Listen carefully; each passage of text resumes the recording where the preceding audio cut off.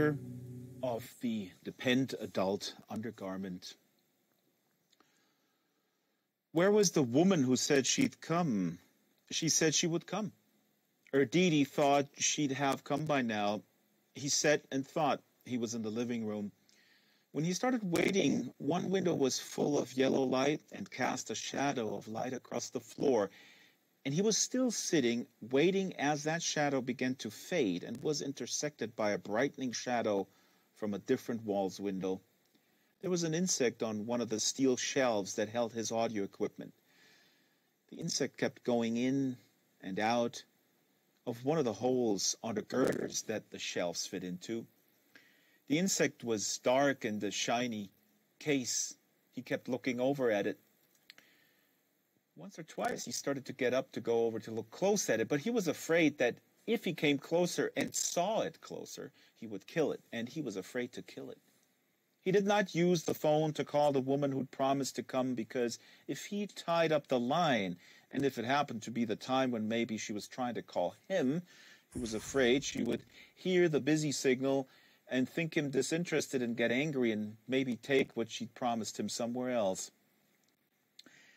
She had promised to get him 1/5 of a kilogram of marijuana, 200 grams of unusually good marijuana, for $1,250 US. He had tried to stop smoking maybe 70 or 80 times before this woman knew him. She did not know he had tried to stop.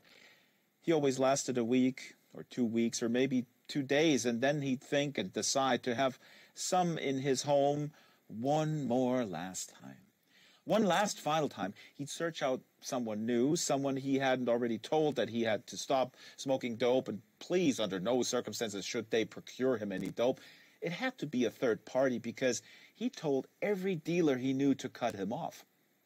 And the third party had to be someone all new, because each time he got some he knew this time had to be the last time, and so told them, asked them as a favor, never to get him anymore, ever.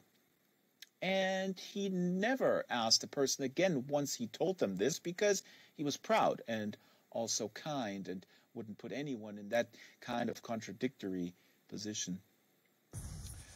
Also, he considered himself creepy when it came to dope, and he was afraid the others would see that he was creepy about it as well. He sat and thought and waited in an uneven X of light through 2 different windows. Once or twice he looked at the phone. The insect had disappeared back into the hole in the steel girder a shelf fit into.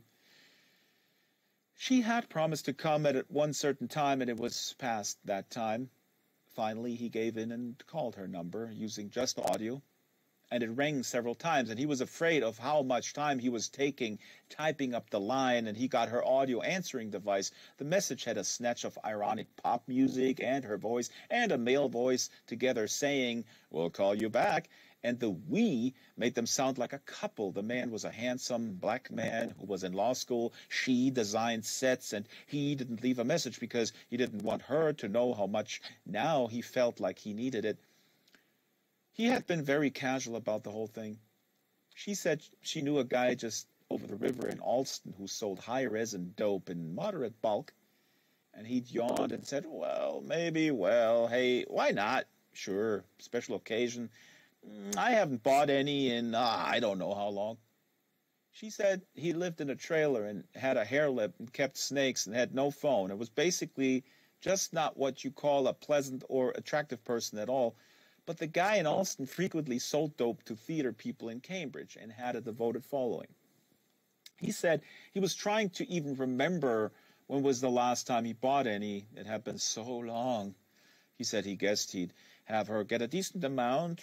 He said he'd had some friends call him in the recent past and asked if he could get them some. He had this thing where he'd frequently say he was getting dope, mostly for friends. Then, if the woman didn't have it, when she said she'd have it for him, and he became anxious about it, he could tell the woman that it was his friends who were becoming anxious. And he was sorry to bother the woman about something so casual, but his friends were anxious and bothering him about it, and he just wanted to know what he could maybe tell them. He was caught in the middle, is how he would represent it. He could say his friends had given him their money and were now anxious and exerting pressure, calling and bothering him. This tactic was not possible with this woman who'd said she'd come with it because he hadn't yet given her the $1,250. She would not let him. She was well off. Her family was well off, she'd said, to explain how her condominium was as nice as it was when she worked designing sets for a Cambridge theater company that seemed to do only German plays, dark, smeary sets. She didn't care much about the money, she said. She'd cover the cost herself when she got out to the Alston Spur to see whether the guy was at home in the trailer, as she was certain he would be this particular afternoon, and he could just reimburse her when she brought it to him. This arrangement, very casual, made him anxious, so he'd been even more casual and said, "Sure, fine, whatever."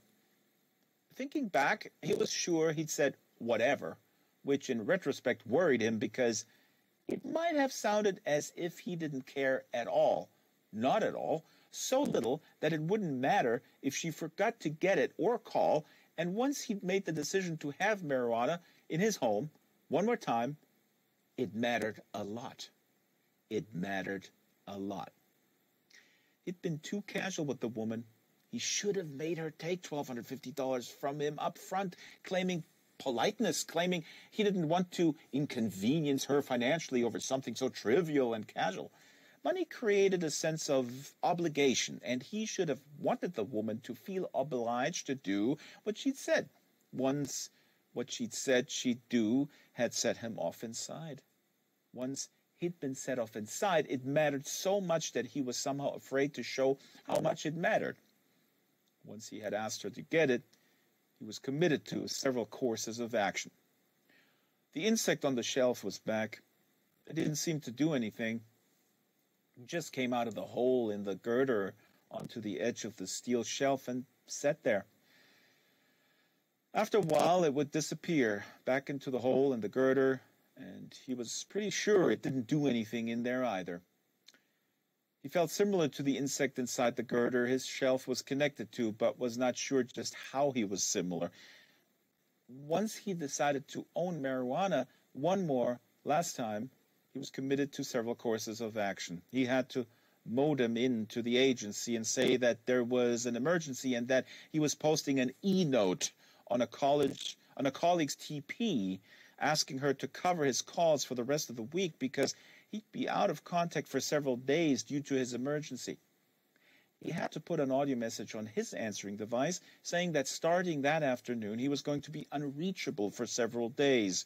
He had to clean his bedroom because once he had dope, he would not leave his bedroom except to go to the refrigerator and the bathroom, and even then the trips would be very quick. He had to throw out all his beer and liquor because if he drank alcohol and smoked dope at the same time, he would get dizzy and ill, and if he had alcohol in the house, he could not be relied on not to drink it once he started smoking dope. He had to do some shopping. He had to lay in supplies. Now, just one of the insect's antennae was protruding from the hole in the girder. It protruded, but it did not move.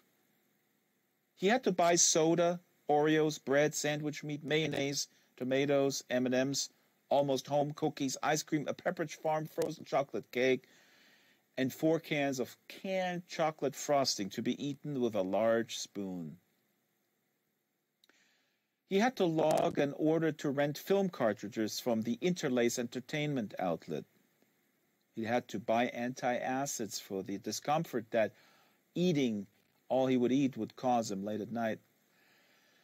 He'd had to buy a new bong because each time he finished what simply had to be his last bulk quantity of marijuana, he decided that that was it. He was through. He didn't even like it anymore. This was it. No more hiding. No more imposing on his colleagues and putting different messages on his answering machine and moving his car away from his condominium and closing his windows and curtains and blinds and living in quick vectors between his bedroom's interlaced teleputers, films, and his refrigerator and his toilet, and he would take the bong he'd used and throw it away, wrapped in several plastic shopping bags. His refrigerator made its own ice in little cloudy crescent blocks, and he loved it. When he had dope in his home, he always drank a great deal of cold soda and ice water. His tongue almost swelled at just the thought. He looked at the phone, at the clock. He looked at the windows, but not at the foliage and blacktop driveway beyond the windows. He had already vacuumed his Venetian blinds and curtains. Everything was ready to be shut down. Once the woman who said she'd come had come, he would shut the whole system down. It occurred to him that he would disappear into a hole in a girder inside him that supported something else inside him. He was unsure what the thing inside him was, and was unprepared to commit himself to the course of action that would be required to explore that question. It was now almost 3 hours past the time when the woman had said she would come. A counselor, Randy, with an eye, with a mustache like a Mountie, had told him in the outpatient treatment program he'd gone through 2 years ago that he seemed insufficiently committed to the course of action that would be required to remove substances from his lifestyle. He'd had to buy a new bong at Bogart's in Porter Square, Cambridge, because whenever he finished the last of the substances on hand, he always threw out all his bongs and pipes, screens and tubes and rolling papers and roach clips, lighters and Visine and Pepto-Bismol and cookies and frosting to eliminate all future temptation. He always felt a sense of optimism and firm resolve after he discarded these materials. He'd bought the new bong and laid in fresh supplies this morning, getting back home with everything well before the woman had said she would come. He thought of the new bong and new little packet of round brass screens in the Bogart's bag on his kitchen table in the sunlit kitchen, and could not remember what color the new bong was. The last one had been orange. The one before that, a dusky rose color that had turned muddy at the bottom from resin in just 4 days. He could not remember the color of this new last and final bong. He considered getting up to check the color of the bong he'd be using, but decided that obsessive checking and convulsive movements could compromise the atmosphere of casual calm he needed to maintain while he waited, protruding but not moving, for the woman he'd met at a design session for his agency's small campaign for her small theater company's new Wedekind festival, while he waited for this woman with whom he'd had intercourse twice to honor her casual promise. He tried to decide whether the woman was pretty. Another thing he laid in when he'd committed himself to one last marijuana vacation was petroleum jelly. When he smoked marijuana, he tended to masturbate a great deal. Whether or not there were opportunities for intercourse, opting when he smoked for masturbation over intercourse, and the petroleum jelly kept him from returning to normal function, all tender and sore.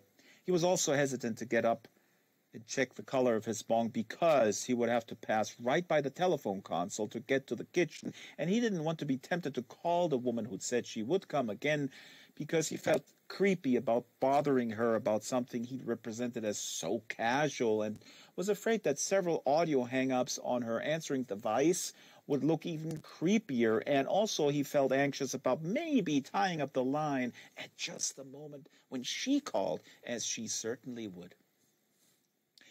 He decided to get call waiting added to his audio phone service for a nominal extra charge, then remembered that since this was positively the last time he would, or even could, indulge what Randy with an eye had called an addiction every bit as rapacious as pure alcoholism, there would be no real need for call waiting, since a situation like the present one could never arise again.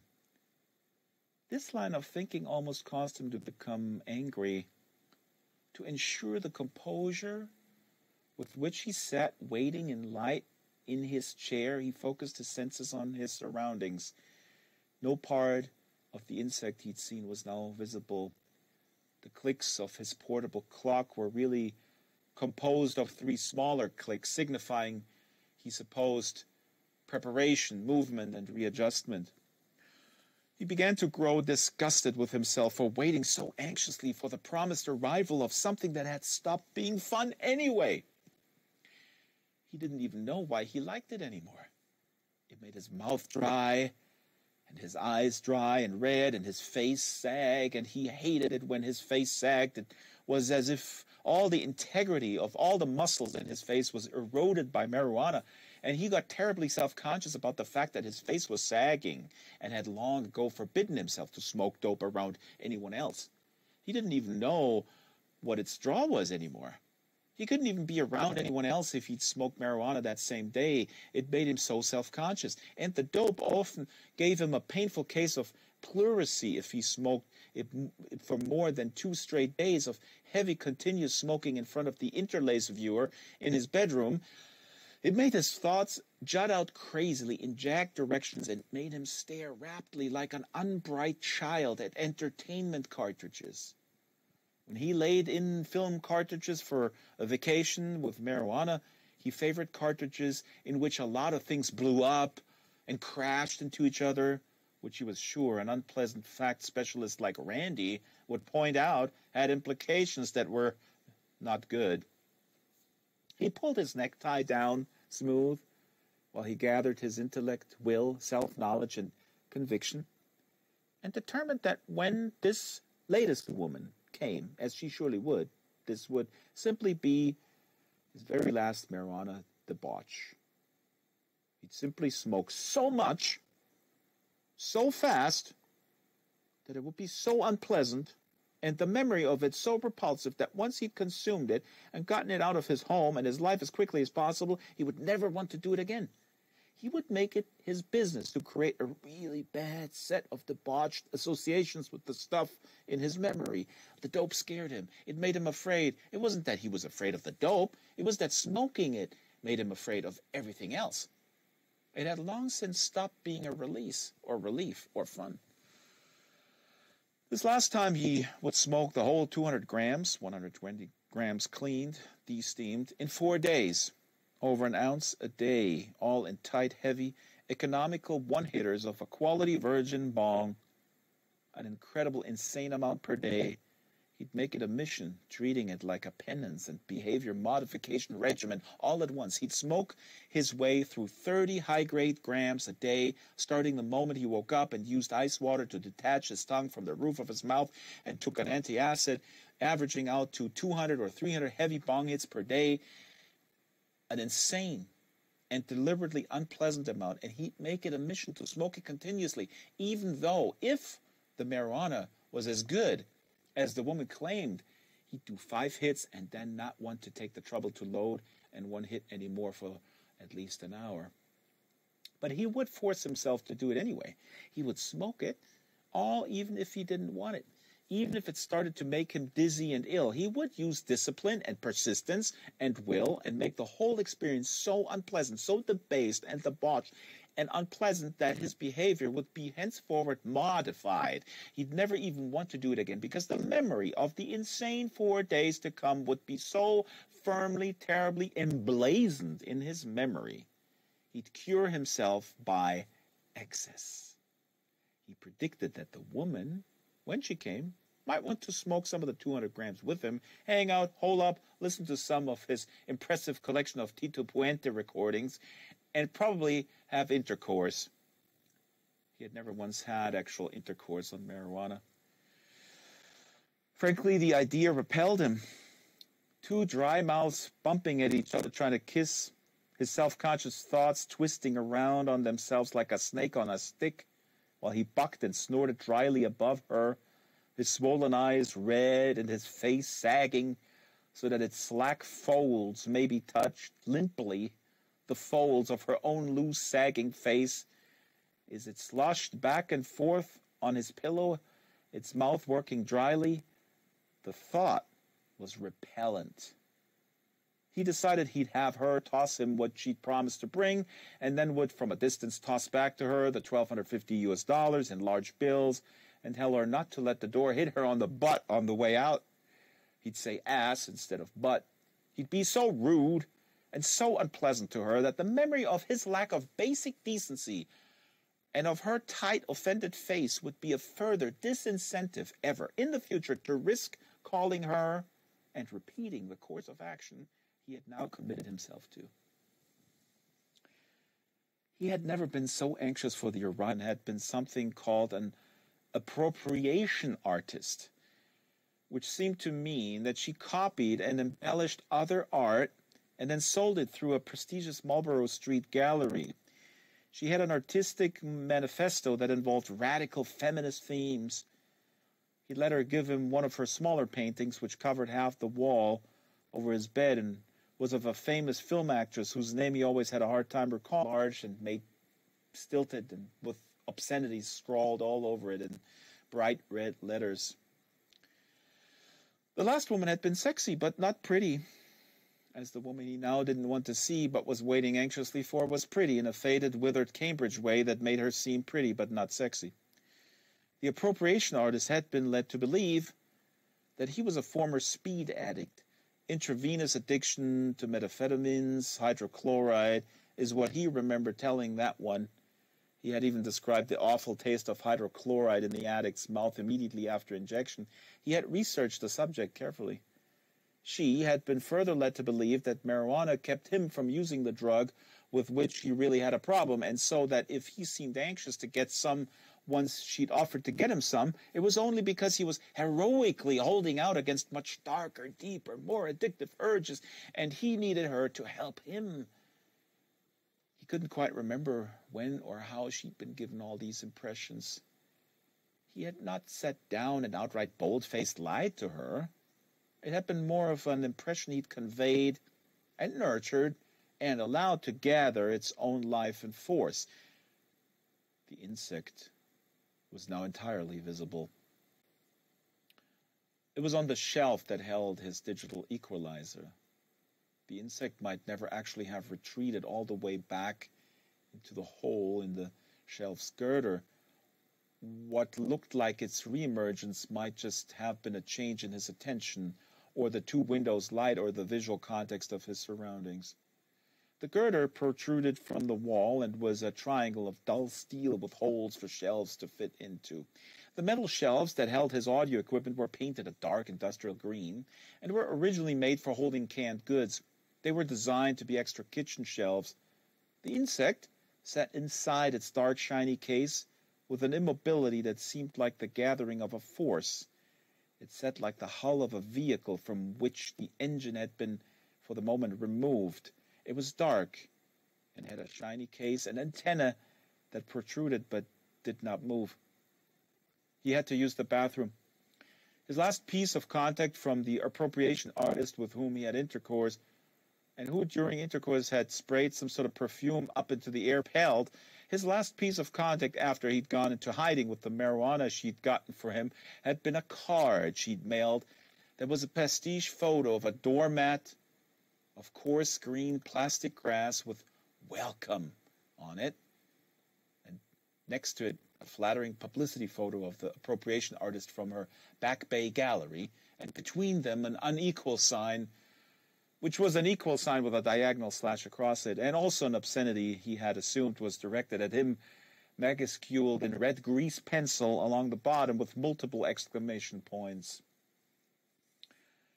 She had been offended because he had seen her every day for 10 days. And then when she'd finally obtained 50 grams of genetically enhanced hydroponic marijuana for him, he had said that she'd saved his life, and he was grateful, and the friends for whom he'd promised to get some were grateful, and she had to go right now because he had an appointment and had to take off, but that he would doubtless be calling her later that day, and they had shared a moist kiss, and she had said she could feel his heart pounding right through his suit coat, and she had driven away in her rusty, unmuffled car, and he had gone and moved his own car to an underground garage several blocks away, and had run back and drawn the clean blinds and curtains, changed the audio message on his answering device to one that described an emergency departure from town, and had drawn and locked his bedroom blinds, and had taken the new rose-colored bong out of its Bogart's bag, and was not seen for 3 days, and ignored over 24 audio messages and protocols and e-notes expressing concern over his message's emergency, and had never contacted her again. He had hoped she would assume he had succumbed again to methamphetamine hydrochloride and was sparing her the agony of his descent back into the hell of chemical dependence. What it really was that he had again decided those 50 grams of resin-soaked dope, which had been so potent that on the second day it had given him an anxiety attack so paralyzing that he had gone to the bathroom in a Tufts University commemorative ceramic stein to avoid leaving his bedroom, represented his very last debauch ever with dope, and that he had to cut himself off from all possible future sources of temptation and supply, and this surely included the appropriation artist, who had come with the stuff at precisely the time she promised, he recalled. From the street outside came the sound of a dumpster being emptied into an EWD land barge. His shame at what she might, on the other hand, perceive as his slimy, phallocentric conduct toward her made it easier for him to avoid her as well. Though not shame, really. More like being uncomfortable at the thought of it. He had to launder his bedding twice to get the smell of the perfume out. He went into the bathroom to use the bathroom, making it a point to look neither at the insect visible on the shelf to his left, nor at the telephone console on his lacquer workstation to the right. He was committed to touching neither. Where was the woman who said she'd come? The new bong in the Bogart's bag was orange, meaning he might have misremembered the bong before it as orange. It was a rich autumnal orange that lightened to more of a citrus orange when its plastic cylinder was held up to the late afternoon light of the window over the kitchen sink. The metal of its stem and bowl was rough stainless steel, the kind with a grain, unpretty and all business. The bong was 1/2 meter tall and had a weighted base covered in soft false suede. Its orange plastic was thick, and the carb on the side opposite the stem had been raggedly cut so that rough shards of plastic protruded from the little hole and might well hurt his thumb when he smoked, which he decided to consider just part of the penance he would undertake after the woman had come and gone. He left the door to the bathroom open so that he would be sure to hear the telephone when it sounded, or the buzzer to the front doors of his condominium complex when it sounded. In the bathroom, his throat suddenly closed, and he wept hard for 2 or 3 seconds before the weeping stopped abruptly, and he could not get it to start again. It was now over 4 hours since the time the woman had casually committed to come. Was he in the bathroom or in his chair near the window and near his telephone console and the insect in the window that had admitted a straight rectangular bar of light when he began to wait? The light through this window was coming at an angle more and more oblique. Its shadow had become a parallelogram. The light through the southwest window was straight and reddening. He had thought he needed to use the bathroom, but was unable to. He tried putting a whole stack of film cartridges into the dock of the disk drive and then turning on the huge teleputer in his bedroom. He could see the piece of appropriation art in the mirror above the TP. He lowered the volume all the way and pointed the remote device at the TP like some sort of weapon. He sat on the edge of his bed with his elbows on his knees and scanned the stack of cartridges. Each cartridge in the dock dropped on command and began to engage the drive with an insectile click and whir, and he scanned it, but he was unable to distract himself with the TP because he was unable to stay with any one entertainment cartridge for more than a few seconds. The moment he recognized what exactly was on one cartridge, he had a strong, anxious feeling that there was something more entertaining on another cartridge, and that he was potentially missing it. He realized that he would have plenty of time to enjoy all the cartridges, and realized intellectually that the feeling of deprived panic over missing something made no sense. The viewer hung on the wall, half again as large as the piece of feminist art.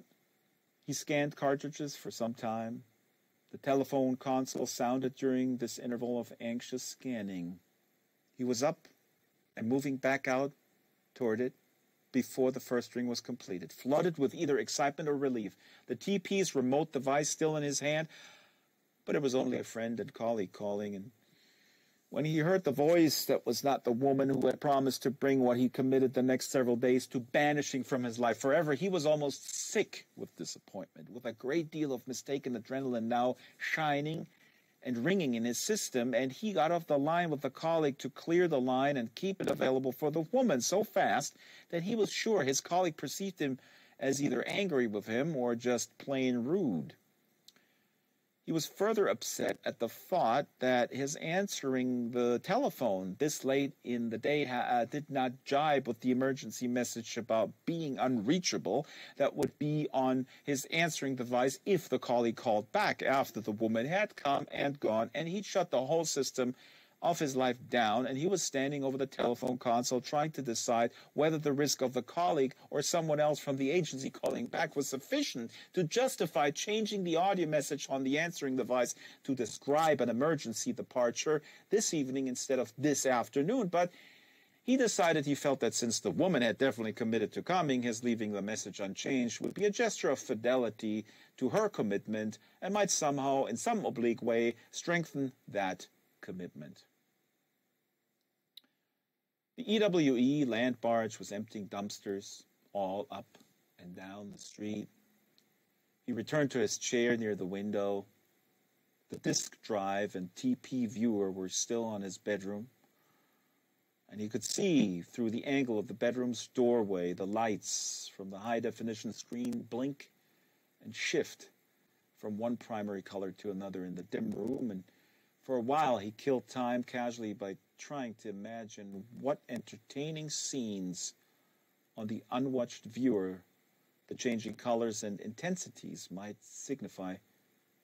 The chair faced the room instead of the window.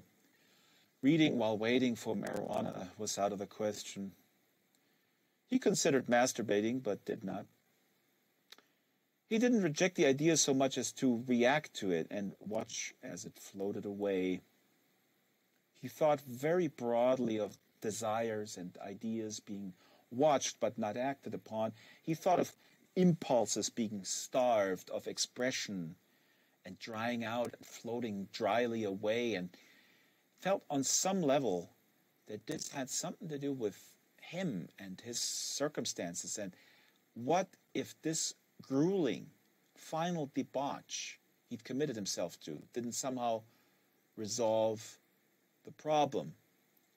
Would surely have to be called his problem, but he could not even begin to try to see how the image of desiccated impulses floating dryly related to either him or the insect, which had retreated back into its hole in the angled girder, because at this precise time his telephone and his intercom to the front door's buzzer both sounded at the same time, both loud and tortured, and so abrupt they sounded, yanked through a very small hole into the great balloon of colored silence he sat in, waiting, and he moved first toward the telephone console, then over toward his intercom module, then convulsively back toward the sounding phone, and then tried somehow to move toward both at once, finally, so that he stood splay-legged, arms wildly out as if something's been flung, splayed, entombed between the two sounds,